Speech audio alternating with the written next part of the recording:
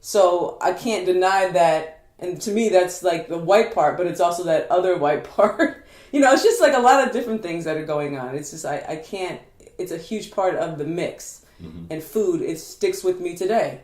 See, that's why I think that we transcended, and now we have to revisit being biracial, because our white side was already different from their white people. So we had a comfort, or not a comfort, just a more in-depth way of looking at things, because they were dealing with being outcast in white society, and then having biracial kids, and so all this. So we jumped over all the black issues in a lot of ways, because we went straight to spiritual. Yeah. Which is where you're going to find the remedy to all this stuff. You got to go a little spiritual and pass it, and then come back to it. You know what I mean? I think that's why we didn't have this, even though we were dealing with, the first time I dealt with it was when I went and lived in San Francisco and started going into the city schools with more black people. And I was prepubescent. That's when I had to start being forced to define who I was and whose side I was on. I think that's important. Like, what was it like going to school? Like, let's talk about our grade school experience. So you guys went to a more racially diverse area. Was it more black, or was it black, white, and Mexican? Or? It was black and all the Asians, and very minority white. This is in really? in New York, and this is in San Francisco when we went to school in San Francisco. Okay. Because before 7th grade, and you were in 8th grade, that's when we first moved to San Francisco, we'd all lived in suburbia. I mean, we lived in Concord, right? And it was like white kids and then a sprinkle of a lot of different ethnicities, but not any one dominant group, and definitely not cliques. It's like we're all just, and we're younger. I don't think it becomes an issue until you get to where you start to get into that, pubescent time, and like 12, you start your hormones and everyone's trying to figure out who they are, and it starts just to get more defined. But before that, we were just all playing and everything. And then we moved to San Francisco, and that's where it was all fun and games. All fun and games when you're young. and then I get there, and that's the first time it laid into my ears. Good hair. He's light. It was also probably 1979, 80. When DeBarge came out, and they were the light-skinned group. So that was, he's like the DeBarge. I kept hearing that, like, he's light. He's got the good hair. Never entered my ears. That was the first time, and then I had to kind of figure out what all that meant, And so that was my first introduction to it, and having to now sort it all out slowly but surely over time. And what did you do? Did you fit in? I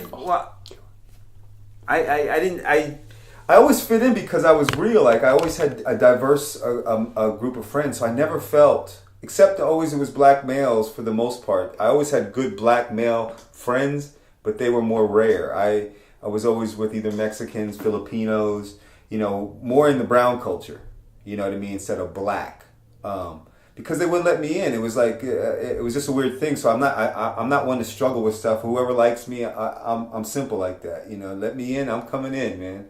Make me feel at home, I'm coming in. It's that simple. I didn't have the sophistication to delve into all that stuff yet, but that's all it was for me at that time. You got all into fashion too. Yeah, I was doing all kinds of stuff. Well, my Filipino friends, they were just such there was such fashion. You had the cholos, you had the Filipinos, and I was just enamored by all the style and the tails and the baggy pants and the Dickies and the Dickies and the shoes and the it was just interesting. And I was always more embarrassed, having all my friends know my mom was white. So I always wanted to say I was either Puerto Rican, brown. I would always mess with who I was just to get along. I didn't want to complicate it. I didn't want to have to explain anything. I'm just not that kind of guy. So I got along. I always had a diverse group of friends that didn't have to ask me all that stuff. And a lot of mixed people, like Filipino, white, Mexican, everybody was in my group. So those things really didn't come up. It only came up when I was in the heavy black culture or found myself around a lot of black people. Then it became something else. So you just felt like it's better to try to mold yourself to fit in, or not say too much, or just say, yeah, that's what I am. When people would ask you, where does that come from? That's it, because you're a guy. It's social survival, I think. Social survival. I was like, I sensed that I didn't understand, wasn't sophisticated enough to what was going on. The kids that are asking me these questions, putting these pressures on me, that comes from their parents. And I didn't understand all that stuff yet. So, they impose it on you. and then you're kind of like, I don't really even know. All I know is I just want to get along socially with everybody, and whoever lets me in and makes me feel at home, I'm coming toward them. Were you more, because I feel like you were way more fashion conscious than I was, but did it start in San Francisco, or did it start before San Francisco? Started with Edgar, because And where was Edgar? Edgar's Filipino friend of mine, a good friend, and that was in Concord. Oh, okay, so you got it early. Yeah, I got it early because I got to see his older brother, and I was so jealous having a badass older brother who was like cool and everything, and we'd go out there and hang out. That's right. And he had all this style, and so he was like, so I got influenced by that, and then that's when I started getting serious. So I never even thought about this. So when we both moved to San Francisco, we go to school, you were way more fashion conscious, and I think that's something that definitely opens doors regardless of race. People saw that you had like this fashion sense about you, right? Mm-hmm. You showed up that way. Oh yeah. And then that was something that opened the door, and people connected with you on that level. Whereas you did not? I didn't. No, I was just like, I was a year younger, but I was never into fashion on that level. All my friends were just, whatever. What were you doing with your hair? Nothing. I didn't know anything. Oh, no. She had the 2 ponytails. Oh, I was just trying to shackle it down. I didn't understand. And so I definitely I was never fashion conscious. So when I stepped into school in San Francisco, I don't think people knew what to make of me. And so I didn't have that. Were you attractive, or were you kind of still... She played it down. She was still a girl. I don't think she went into I remember as time went on, Mike Ignacio and he had a sister, and you guys all kind of bloomed at the same time. Once you got into your feminine power, then it was like hair and fashion, and it was like all the guys, all my friends liked you, and it was just like a whole shift. Yeah. But being a year younger, I think it happens earlier for me. Men in general. I got a lot of praise for being good looking, so then I wanted to step into that. That's where I got some kind of confidence, some feedback. All in all said and done, the girls like me, and that's supposed to be probably the best thing everybody's trying to, And why wouldn't people want to accept you and have you around? It's like, get in our circle so that we can attract more women and more girls. Whereas for me, being a year younger and not having those friends, anybody who's fashion conscious, I was just going in there with still being 12 years old. And still, going through that hormonal stage. And I remember just getting my period, and just everything was so new. And I was so angry about the world because I just thought my period was going to last one day, and it was lasting 5 days. And I have to go into this misty, moist world of San Francisco with this biracial hair that I had no idea what to do with, for one. And so, every day was just like this weird thing. And getting to school and then realizing everyone's in a clique, in either a racial clique or an intellectual clique or a sports clique or just some sort of social clique. It could be like skateboarders and, whatever. And I realized that I had to, this is how simple I thought it was. I had to choose one. I had to just choose where I wanted to be. Oh, why don't you tell me? Is that how easy it is? Yeah, I thought I just had to choose. And out of all the groups, I thought, the one I felt most connected with, I wanted to be with the black girls. They were playing double dutch in the hallways, and they were just laughing, and it reminded me of when we lived the year, in Tampa, Florida, with our black, father, and we'll talk about that later. But that's where I felt most connected, and they didn't know what to make of me. And I remember they were looking at me, and I was just kind of waiting for someone to come over and say something and break the ice, and it just never happened. It never happened. And I never went up. And, maybe we all kind of said something in gym, but there was never a connected moment where come in, we're going to swallow you up and take you under our wings. And I knew that if I really wanted, but I knew I wanted to get into that group, I had to go in there and I had to kind of start defining myself. I had to start maybe being more black or, I knew it was going to become an issue. And what, your race? Yeah, I knew I would have to kind of possibly fit in more, and then maybe start defining how my mom was going to fit into it, and maybe having to not. I mean, I don't really remember how it all went down, but all I know, I just remember I can't do it. I can't do it. I can't try to fit in. I'm just not. I can't do it because it should be easier than this. I just. Having all those years before, 6th grade, 5th grade, it was easy to hang out with people. And the part of me just knew I can't do it.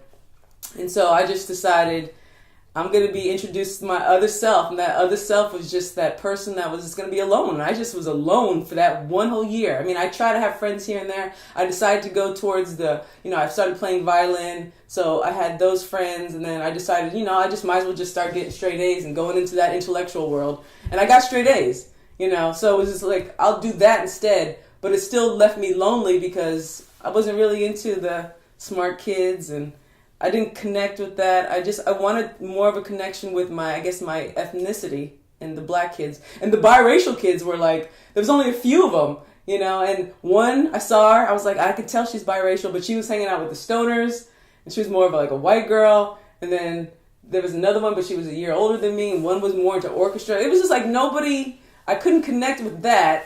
And so it just left me alone, and I just found a strength in that, though. I felt like, okay, I'm just going to explore what this is, I'm going to just be alone. And thank God I had Golden Gate Park behind our house. That's where we lived. I could just be out in that park all day long and play tennis and just kind of just explore and write and read and just kind of go into another place that now I realize is a place of strength because it just, I don't have to ever fit in. There was something that said, you don't have to do this, and that's something that definitely has, become a part of my life, and I don't have to fit into any one world, but I don't know where that strength came from. Well, I guess we do. That's another whole story, but that's just kind of, that was only 1 year too. That was only 1982, and that was 1 year, and then we're back in suburbia, and we're back into this same world that we grew up in. It was crazy. So San Francisco was definitely a time, 1 year of understanding race, and then we moved back to Concord. And I was thriving at that time. I had good friends. I had like 2 black friends, 1 Mexican, 1 Filipino, and those were my 4 friends. That was before Antioch, then, but I still had almost the same ratio of black to Mexican to Filipino there too.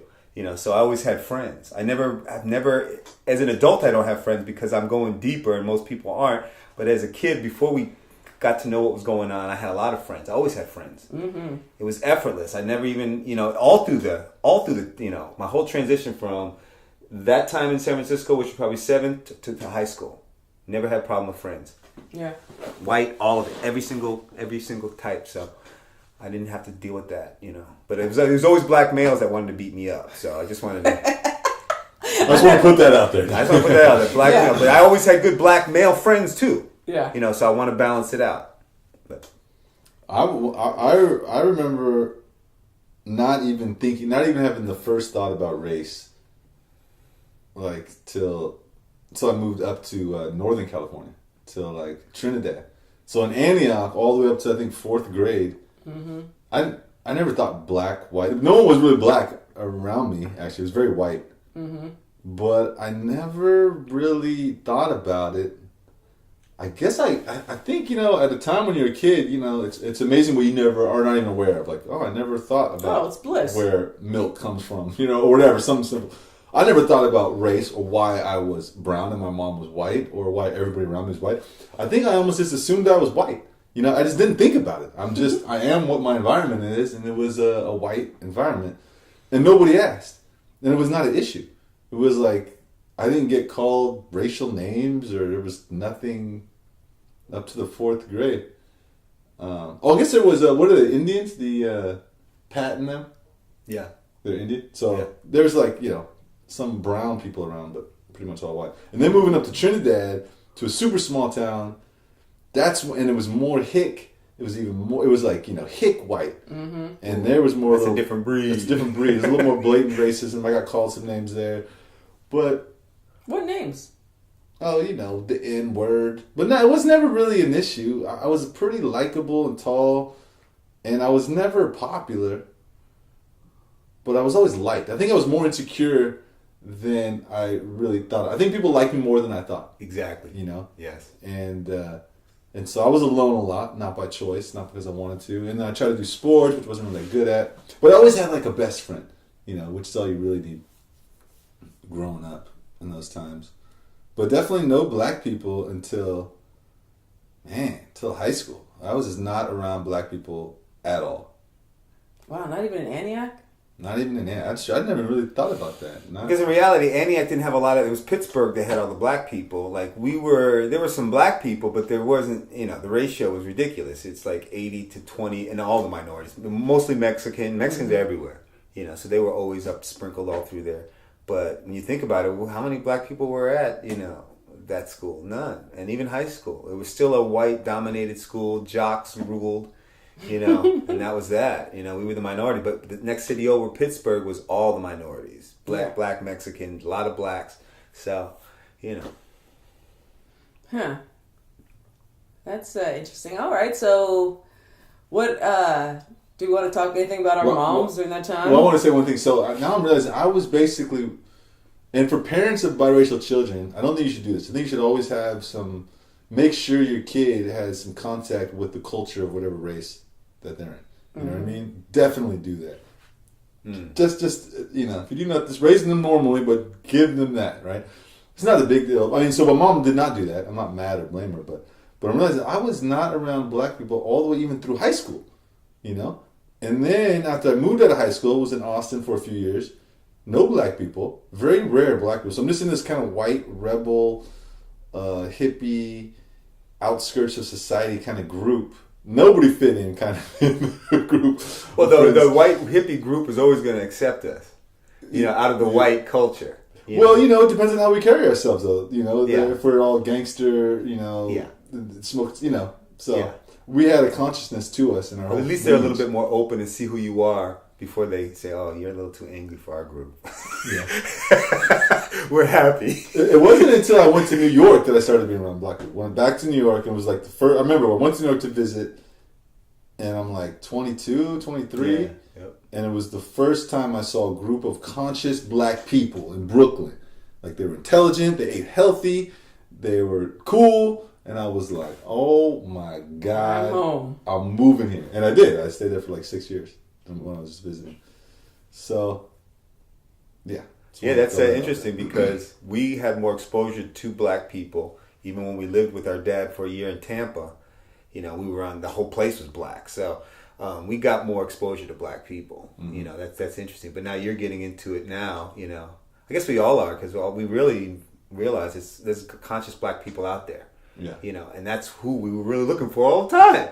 Just conscious black people who are happy and proud to be who they are. That's all I ever wanted. Because if I don't feel that you're happy being who you are, and you have issues with me because of something that somebody else taught you, I didn't have the sophistication to break that down yet. But now that I realize, wow, when you meet any race who's proud to be who they are, it's very attractive. You want to be around them. They're powerful. They're confident where they come from. They don't apologize. That's who I am. That's who I want to be around. So what else about our moms, though? I mean, these are the women that, reared us. And so when people ask you, what are you? What is your ethnic background? And the fact that we all say that we're black and white, and none of us have defined ourselves as black only because, that's what society's going to, supposedly see us as black. We, the one drop of black blood rule, which is an old slave law, blah, blah, blah, but there a lot of people who are mixed, they do tend to say, I am black. I am black in America. That's how people are going to see me. That's who I am. But we hold strong to the fact that I think we're just stating the simple fact that we're black and white, right? I don't. What do you say? I always, I haven't got asked that in years, but I remember when they asked me, the first thing I say is something, I'm human, or I'm from Earth, or something like that. I'm from El Mundo. But you haven't been asked for a long time, so you probably were asked by but children, pretty consistently, that was my first statement, and then I would say I'm Puerto Rican, I'm half black and half white. But Puerto Rican, I'm half black and half white. Some combo of, because like I said before, I didn't even understand really what Puerto Rican was. I think it was around you guys. I think I was somewhere around you guys, and someone asked me who I was or what I was, and then I asked my mom. I think I was around, I don't know, 10 or something, 11. And then she told me Puerto Rican, and then, like I said before, I didn't even know what those words meant. I never met a Puerto Rican. I never heard about a Puerto Rican. I didn't know what it was. If it was a country, a place. I didn't know anything about it, except that I was it. And so then for a while I would say I'm Puerto Rican, and when I would say it, it would sound like I was saying a different language because I didn't even know what these syllables meant. But what did your mom? She just said you're Puerto Rican. She never like said you're Puerto Rican and white, or you're like. Did she ever like? No, I never really had the talk with her. I never had a racial talk. I was just like, this is your dad. This is you. It was like very untaught. It wasn't a big issue. It was I wasn't aware of the issue really. Well, I think it's safe to say, like you said, Derek, that our moms definitely weren't.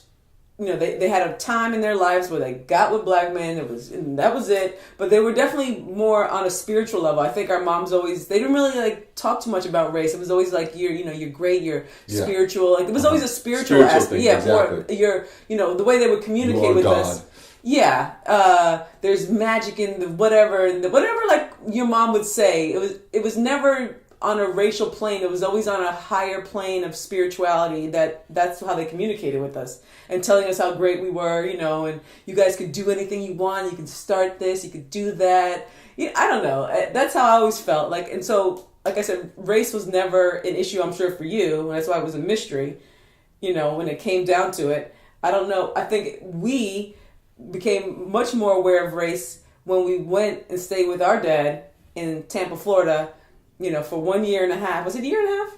I don't even know. Approximately. When our mom, we I don't know what their arrangement was, but my mom, they had been divorced, and my mom was living with us in New York, and my dad had moved back to Tampa, and he had a new wife, and she had a couple kids, and they had a kid together. And so for 1 year and a half, we decided to live with him. And our mom dropped us off, and we stayed in Tampa, Florida, in an all-black neighborhood. And so, for a year and a half. And that's when we really understood a different level of race. If we had not lived there, we would not, I don't know who we would be. We would be different people.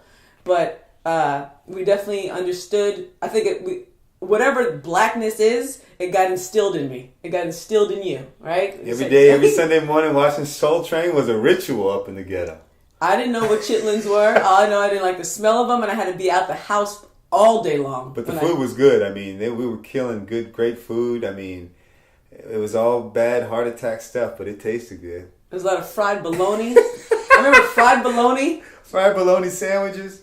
But yeah, so we lived with our black father, his new black wife. He didn't marry a white woman. He married a black woman. But she might as well have been white. She was like the lightest black woman there ever was. She had all the black features, but her skin could be as white as any white woman's. Wow, I remember that. Remember that? No, I see pictures of her now on Facebook, and she's definitely darker. She's darker. Anyway, yes, she was very light. She was very light. Okay, but she had already had 2 kids by a black man, and then my dad and she had a baby, and then so we were living there. So I, just living in an all-black neighborhood, going to school there. We learned about our light-skinnedness from being around black people, black kids. They let us know that we were light. You got kicked, back of your feet. I got my hair tugged. I was like, what the hell? I had this long hair. And I remember that getting tugged. There was a lot of double Dutch. I learned a lot of double Dutch rhymes that were very racist towards white people. One day we'll spew some of those out. But, we were too young to really feel the brunt. Like, I don't have any real, like, distinct issues except for the kid messing with me.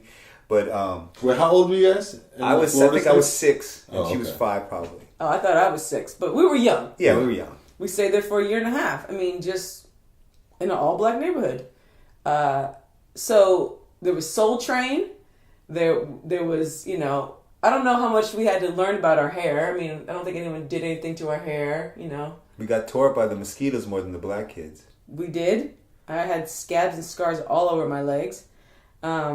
But what else about that? Like what, it's the way people talked. It's, I think I learned a lot of my, when people can tell that I'm black, I don't think I got that from any other place but that time in my life. Because when you're like every neighbor, just imagine being in a neighborhood, all your neighbors are black. I mean, that's a different feel. It is.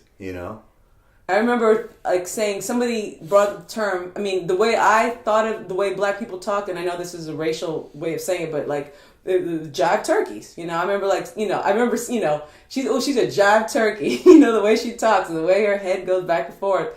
that's the way people would talk. I mean, I didn't learn that from out the blue. That came from that specific time. And I remember saying that later on in my life, and it was an offensive term to somebody's mother when I said, "Oh, your mom's a jive turkey." And my boyfriend was like, "What are you talking about? What do you mean by that?" I was like, "Oh, really? Like, I can't say that? I didn't know that I couldn't say that." It was weird. It was a weird time. Either. Hey, listen, Redbone, you don't understand my struggle.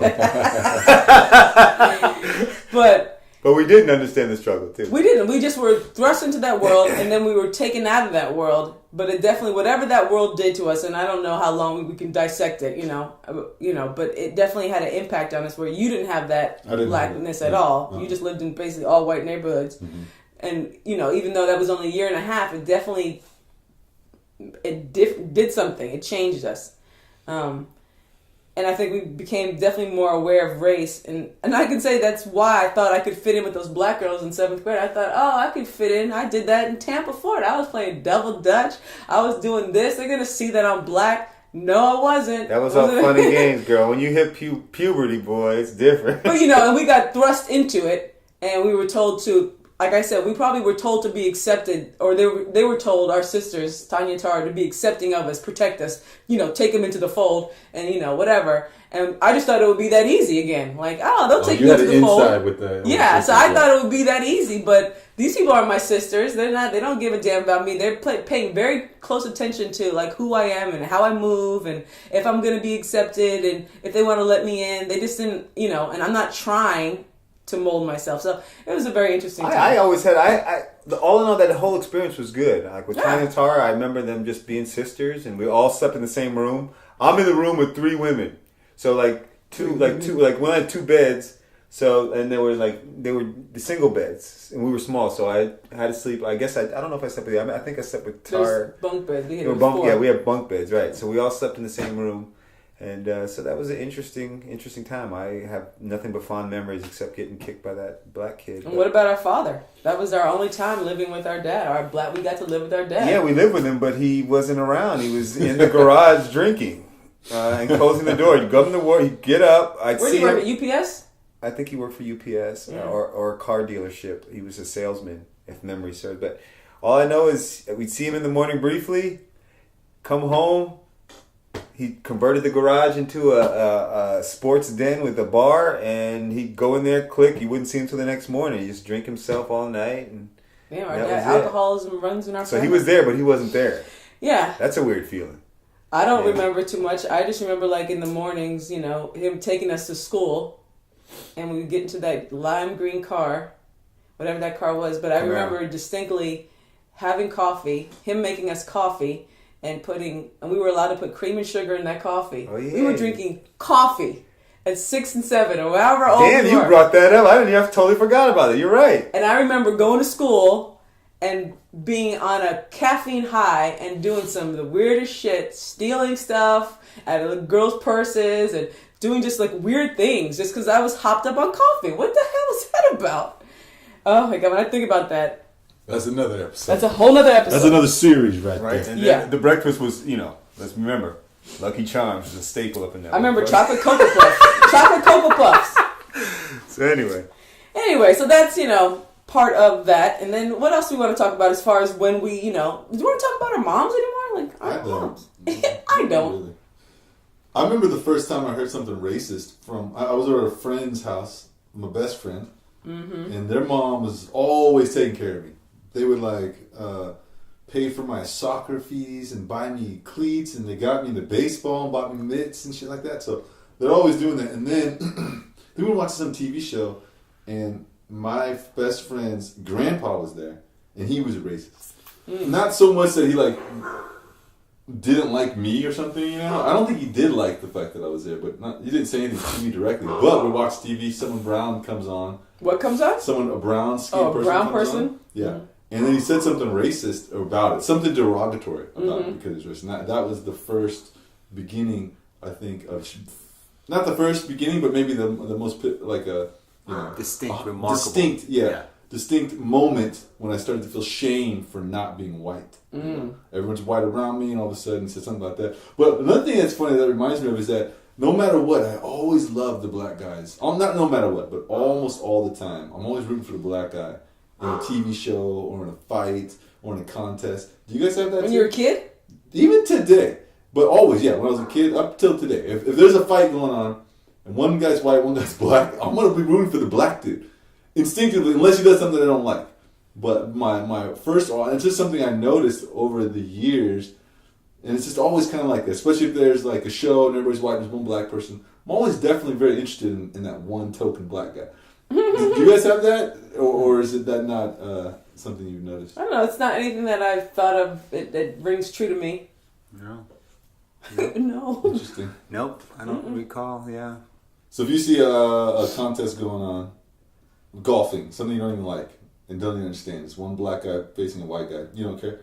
I mean, it doesn't matter. Like, it's not going to influence who you want to win. There'll be other details that influence who you want to win. Yeah, I mean, I personally, I like people, so I gotta like who the individual is. You know, that's who I always been, because I always love when I always like it better when somebody is black and they're bright and they're powerful and, you know, like Tupac. I love who he was. I love everything about him. I'm just proud that he's one of my heroes. Same with Muhammad Ali. Like two black men that, you know, I think Muhammad Ali was my first real black hero. You know, I just loved him. Everybody loved him. You know, so I was always happy when a black person really did that to me. You know, made me like him like that. And then they were just killing it, you know. On everything they did, everything they talked about, they were fair, they were just, you know, and they could give you the raw, you know, without being biased, you know. And you know, that's what Tupac was. He could give you the raw without being biased, you know. And he could hang out with anybody. Those are the type of people I like. They're proud of who they are, especially when they're black. I'm always happy to see those people. I didn't know that's what I was always looking for because I never really saw it as I was young. But then when I got older, oh yeah, Muhammad Ali. You know, always, the more I